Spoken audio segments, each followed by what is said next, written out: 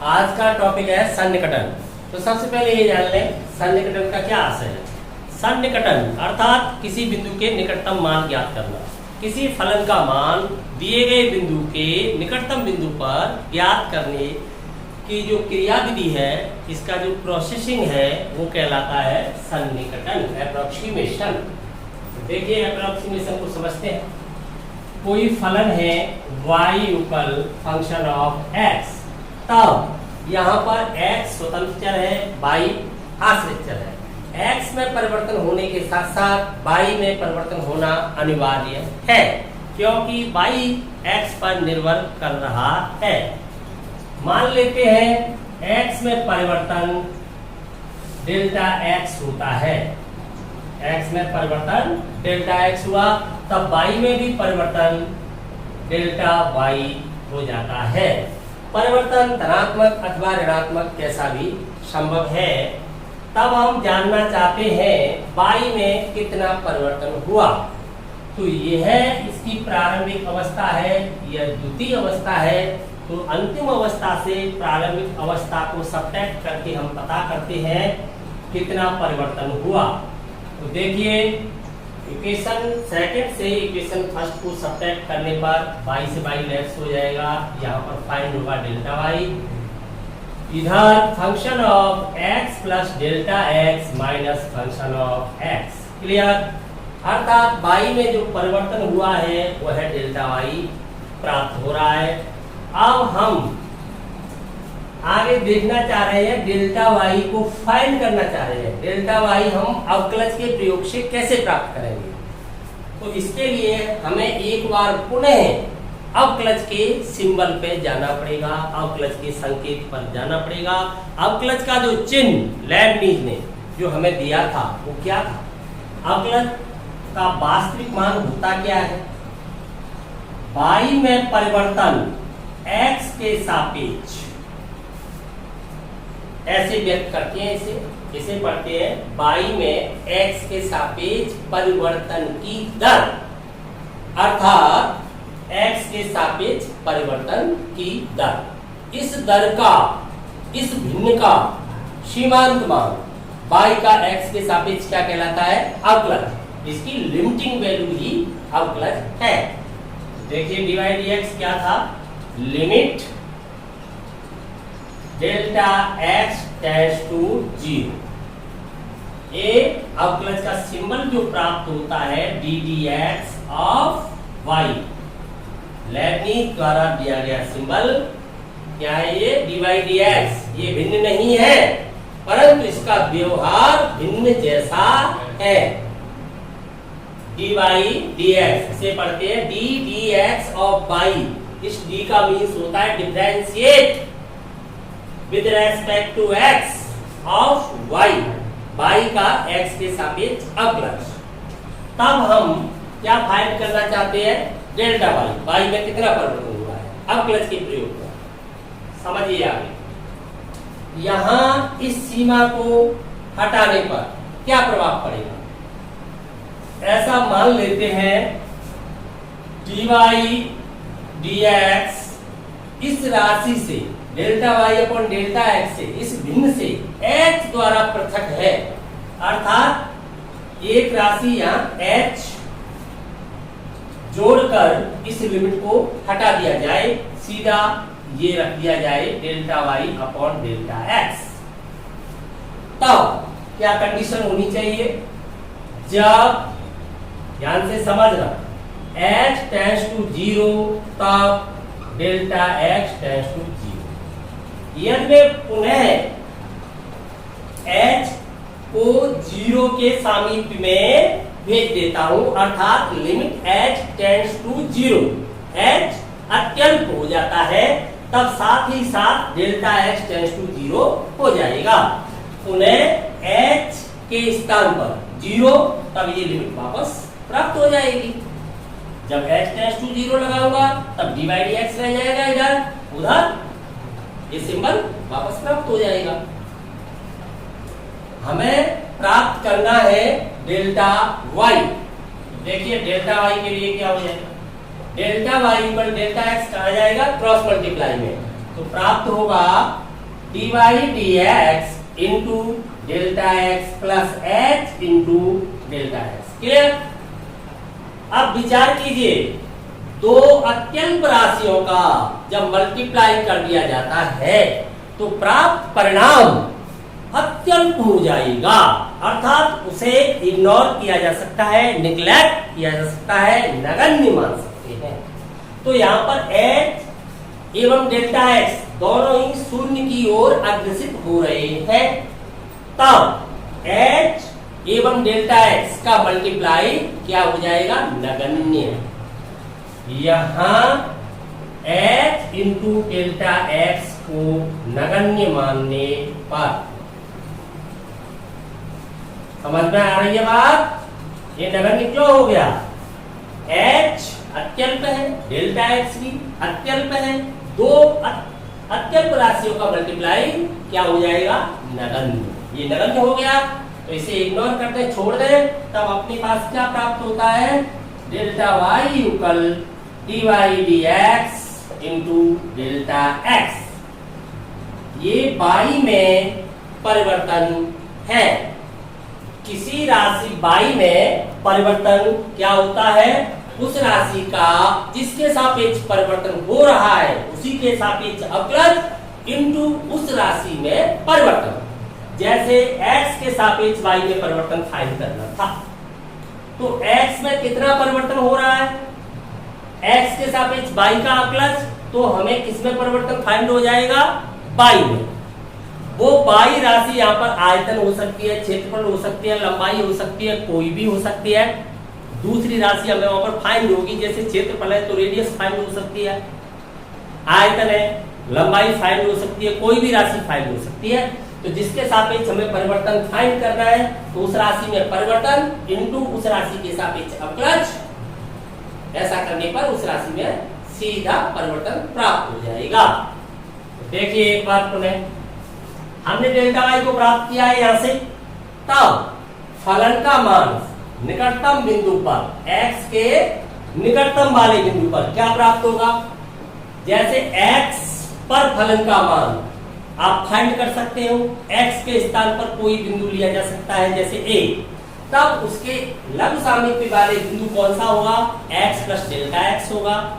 x plus delta x पर फलन का मान क्या आना चाहिए? यहाँ से ट्रांसफर करूंगा इधर तो ये हो जाएगा function of x plus delta y। Delta y की वैल्यू आपने क्या फाइंड की है?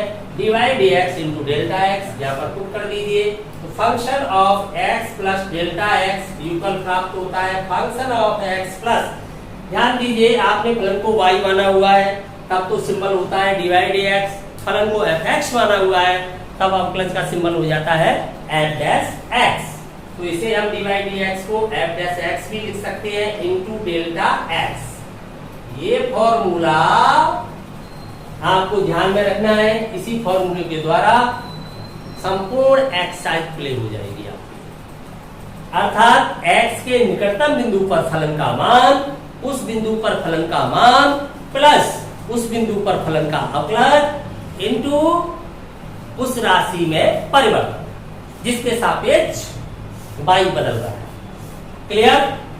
समझ में आ गया? तो इसके द्वारा हम सन्निकटन मान प्राप्त करेंगे। ये पूरा सिस्टम समझ में आ गया? डायरेक्ट हमें राशि में परिवर्तन कहा है तब इसके द्वारा फाइंड करें, किसी सन्निकटन बिंदु पर मान ज्ञात करने को कहा गया है तब इस फॉर्मूले का प्रयोग किया जाएगा। यहां पर ये समझिए, कोई राशि x है, y है, t है, v है, किसी से भी आपने रिप्रेजेंट इसे किया है तो हम एरर कहे, यहाँ पर त्रुटि कहे, परिवर्तन कहे, अर्थात उसमें त्रुटि हो जाती है। तो देखिए यहाँ पर x में त्रुटि,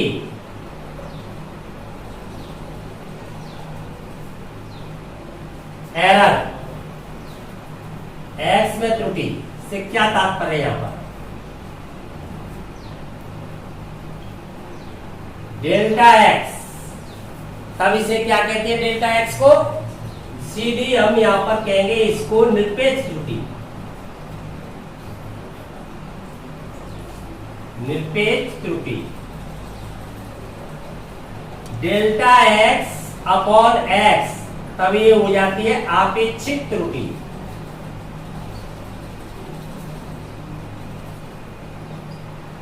एवं delta x upon x into 100, तब इसे कहते हैं प्रतिशत त्रुटि।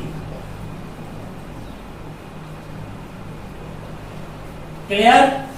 ये हमें ध्यान रखना है, जब हमसे किसी राशि में केवल त्रुटि ज्ञात करने को कहा गया है तो उसे मानते हैं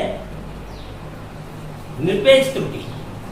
भले ही प्रश्न के अंतर्गत हमसे निरपेक्ष त्रुटि ज्ञात करने को नहीं कहा गया है, केवल त्रुटि अर्थात परिवर्तन ज्ञात करने को कहा गया है, तब हम क्या फाइंड करेंगे? Delta x. एक्स राशि है, तब जो राशि कोई अलग है वी है तो डेल्टा वी, परंतु आपेक्षिक त्रुटि ज्ञात करने को कहा गया है तब डेल्टा एक्स अपॉन एक्स। किसके सापेक्ष हो रही है त्रुटि? एक्स के सापेक्ष हो रही है, तो इसे हम सापेक्ष त्रुटि कहते हैं। आपेक्षिक त्रुटि कहना या सापेक्ष त्रुटि कहना एक ही बात है, परंतु प्रतिशत त्रुटि क्या होती है? Delta x upon x into 100, तब ये कहलाती है प्रतिशत त्रुटि। तो तीनों स्थिति में से कोई भी स्थिति आ सकती है। आपसे यह भी कहा जा सकता है त्रुटि ज्ञात कीजिए अथवा परिवर्तन ज्ञात कीजिए, तब आप क्या ज्ञात करोगे? केवल डेल्टा एक्स। जब आपसे आपेक्षिक त्रुटि कहा जाता है तब डेल्टा एक्स अपॉन एक्स, जब प्रतिशत त्रुटि आपसे कहा जाएगा तब ये फाइंड। क्लियर? समझ में आ गया? 6.4 क्वेश्चन नंबर फर्स्ट। देखिए पहला क्वेश्चन, अंडर रूट 25.3 की वैल्यू हमें फाइंड करनी है। इसके निकटतम वह संख्या पता कीजिए जिसका वर्गमूल आप जानते हो। सन्निकटन का क्या अर्थ है यहाँ पर? अर्थात इसके निकटतम बिंदु को फाइंड कीजिए जिसके लिए आप इस फलन का मान जानते हैं। तो बताइए वो निकटतम संख्या क्या है?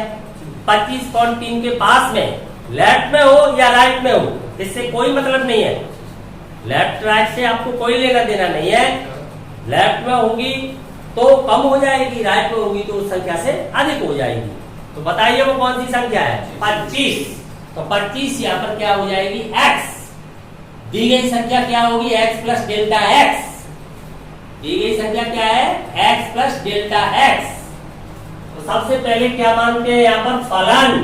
फलन क्या है? एक नियम, अर्थात फलन है यहाँ पर वर्गमूल। क्या हो रहा है यहाँ पर? वर्गमूल। वर्गमूल ही क्या है यहाँ पर? फलन। वो ऑपरेशन ही क्या कहलाएगा? फलन कहलाएगा। तो सबसे पहले फलन को मान लें, y माने fx माने जो भी लिखें, function of x equal under root x। आप दी गई संख्या को वहां से हटा दीजिए, सीधा x वहां पर लिख दीजिए, फलन हो जाएगा। जो संख्या वहां पर दी गई है उसको हटा दो, सीधा वहां पर क्या लिख दो? x। आपको फलन प्राप्त हो गया, वर्गमूल आपका फलन है। तथा माना, ये महत्वपूर्ण बात है कि आपने यहाँ पर x क्या माना। देखिए आपको यहाँ पर भ्रम उत्पन्न होता है। आपने यहाँ x लिख दिया है तो ऐसा लगता है ये दी गई संख्या x है। बिल्कुल नहीं, कदापि नहीं। ये तो आपने अपना फलन माना हुआ है, फलन के लिए x लिया है। x तो वो संख्या है जिसका वर्गमूल आप जानते हो। दी गई संख्या x प्लस डेल्टा x है, तो x इक्वल आपने क्या माना हुआ है? 25 तथा x प्लस डेल्टा x यहाँ पर दी गई संख्या क्या है? 25.3। तब डेल्टा x क्या आना चाहिए? तो x प्लस डेल्टा x से आप किसे सब्ट्रैक्ट करोगे? x को। तो क्या फाइंड होगा? डेल्टा x तभी फाइंड होगा। x प्लस डेल्टा x से x को घटाने पर क्या फाइंड हो जाता है आपको? डेल्टा x फाइंड होता है कि नहीं? डेल्टा x यही तो होगा। देखिए x प्लस डेल्टा x की वैल्यू 25.3, आपने घटा दिया इससे 25, क्या फाइंड हुआ आपको? 0.3। क्लियर? डेल्टा x की वैल्यू आपके पास आ गई। अब अवकलन कर लेना चाहिए आपको, तो f प्लस x इक्वल क्या आएगा? 1.2 रूट x। यही होता है अंडर रूट x का। वैल्यू फाइंड कर लें, 25 पर फलन का मान प्राप्त करें। अंडर रूट 25 कितना आ गया? 5। अवकलज का मान भी प्राप्त करें। 1/2 अंडर रूट 25 कितना आ गया 1/10। क्लियर, समझ में आ गया यहाँ तक। अब आपके पास जो फॉर्मूला है function of x plus delta x, अर्थात आपको फाइंड करना है फलन का x प्लस डेल्टा x पर मान। x plus delta x means 25.3 पर फलन का मान, यानी अंडर रूट 25.3 प्राप्त करते हैं। क्या है formula? Function of x plus f dash x into delta x, यही है फॉर्मूला। लगाइए यहाँ पर मान। Function of x plus delta x की वैल्यू क्या है आपकी 25.3। अलग अलग भी अगर रख दोगे x की वैल्यू 25, डेल्टा x की वैल्यू 0.3, दोनों को जोड़ोगे तब भी 25.3 ही आएगा। तो यहाँ पर ये हो गई 25.3, यही फाइंड करना चाहते हैं। फंक्शन ऑफ 25, x आपने क्या माना हुआ है 25, f dash at 25 into delta x की वैल्यू आपकी 0.3, ये क्या हो गया under root 25.3।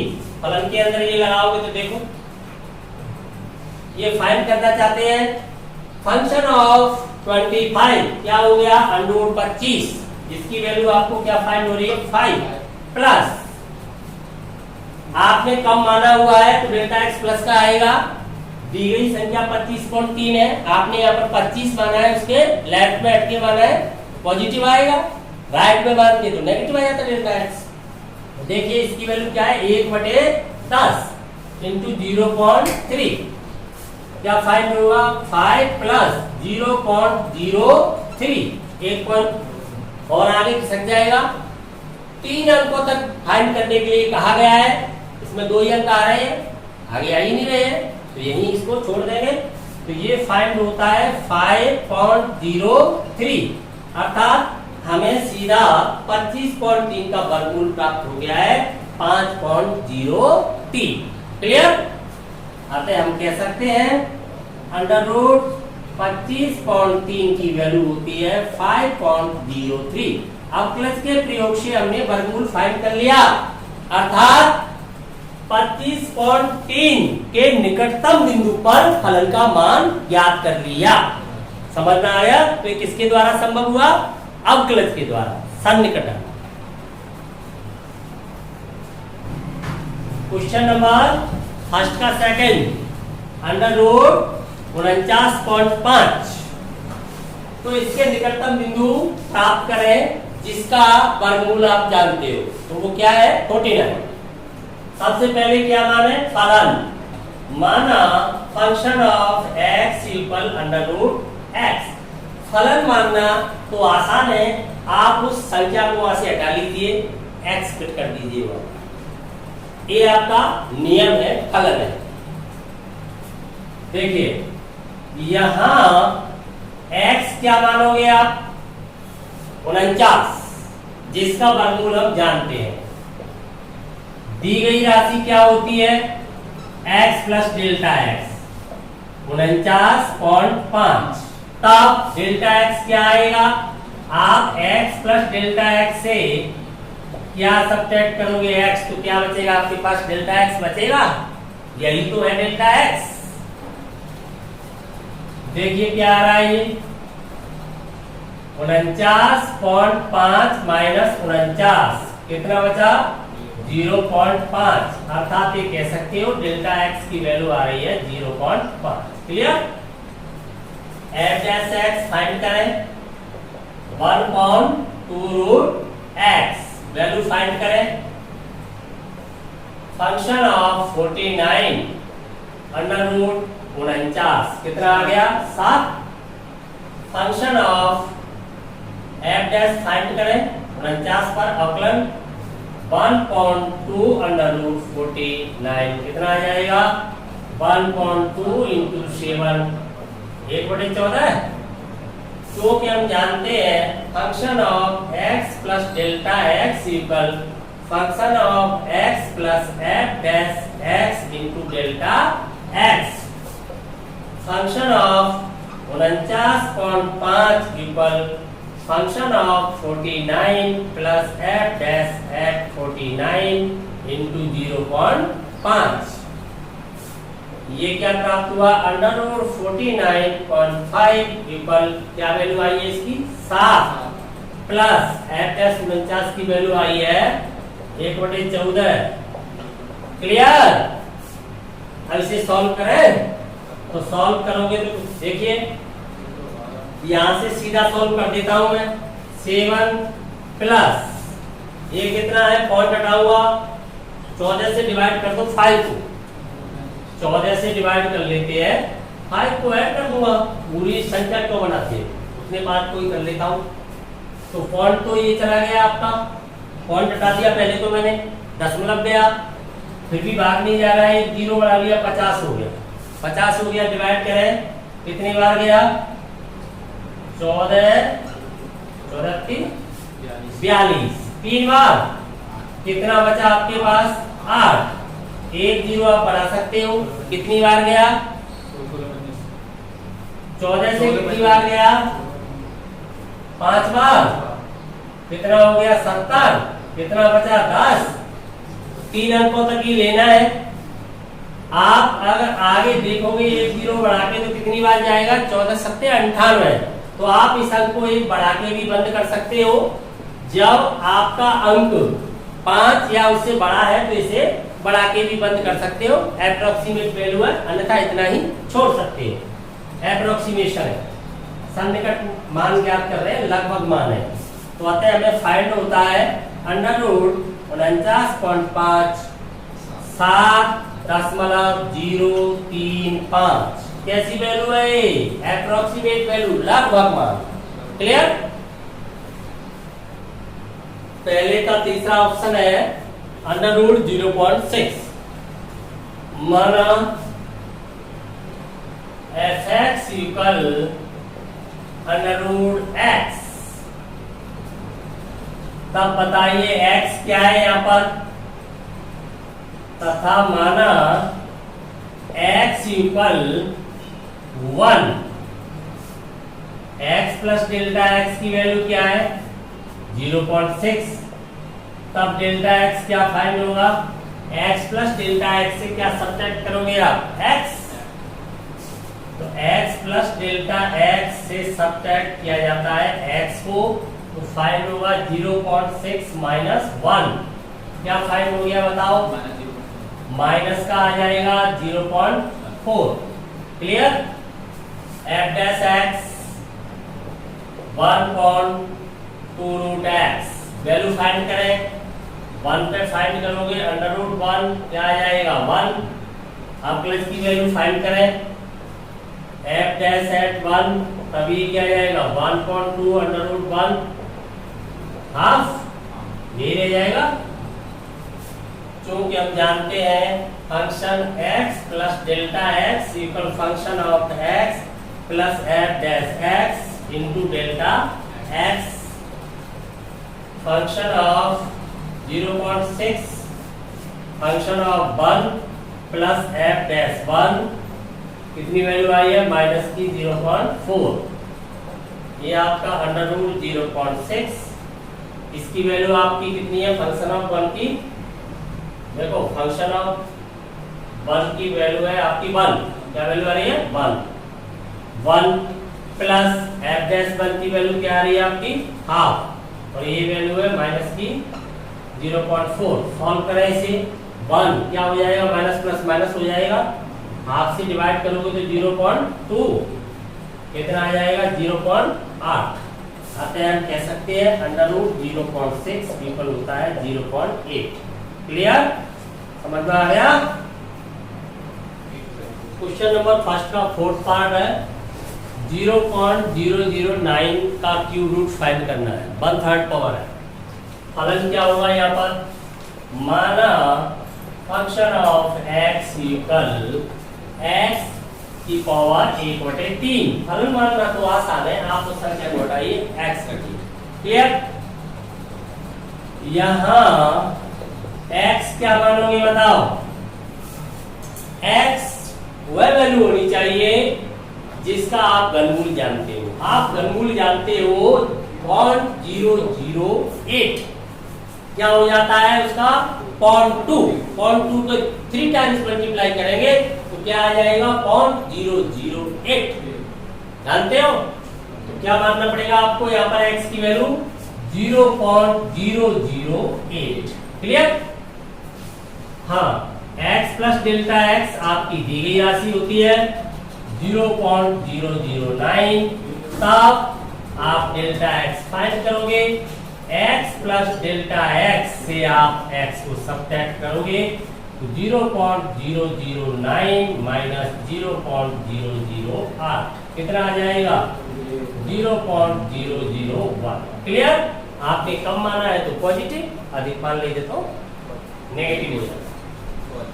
f dash x क्या फाइंड होगा, अवकलन करें 1/3 x की पावर n से, एक कम होगी तो माइनस की 2/3, हर में आएगी तब प्लस की हो जाएगी 2/3। क्लियर? एक घटाने पर माइनस की 2/3 बचेगी, हर में ले आया 2/3 प्लस की होगी। अब फाइंड करें value of the function of 0.008।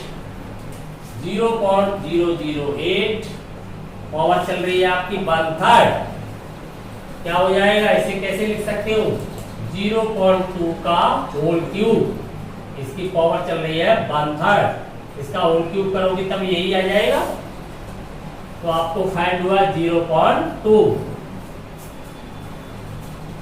Find करो f डैश एट 0.008। देखिए 1/3 0.008 पावर क्या चल रही है 2/3। तो पहले क्या फाइंड करना चाहिए, क्यूब रूट। तब इसे लिखेंगे 1/3 0.2 का होल क्यूब, इस पर ऊपर पावर चल रही है 1/3, ये लिख दिया हमने ऐसे। ये पावर चल रही है आपकी 1/3 और इसके ऊपर भी पावर चल रही है आपकी 2। क्लियर? ये आपका 1/3 चली रहा है। देखिए क्या फाइंड होगा, ये पावर क्यूब रूट से फिनिश हो गई, 0.2 का होल स्क्वायर रह जाएगा यहाँ पर, 0.2 का होल स्क्वायर।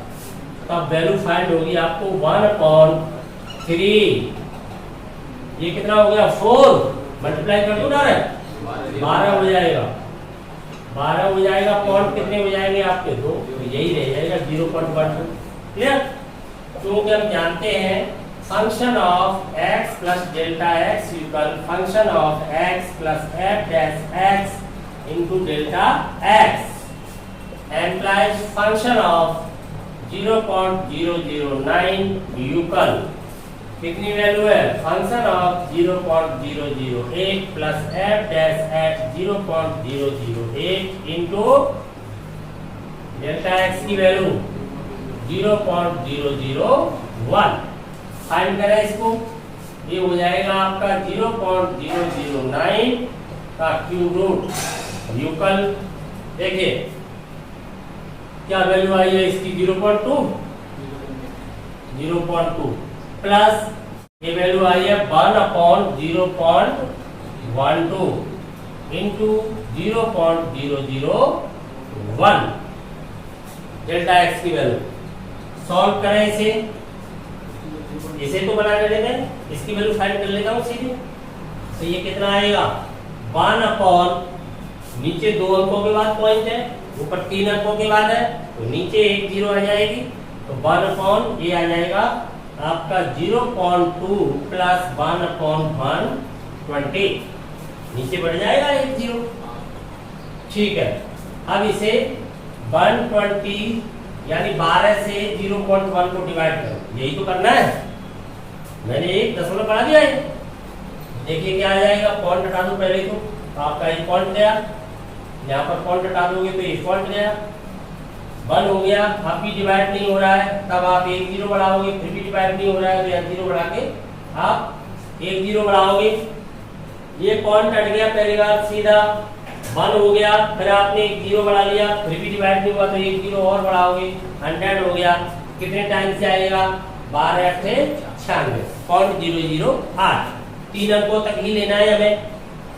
ये प्राप्त हो जाएगा आपको 0.2 प्लस 0.008 अर्थात हम कह सकते हैं 0.009 का जो घनमूल है वो प्राप्त होता है 0.208। क्लियर? तो ये आपका आंसर प्राप्त हो जाता है। समझ में आ गया? आगे इसके क्वेश्चन नेक्स्ट क्लास के अंतर्गत सॉल्व किए जाएंगे।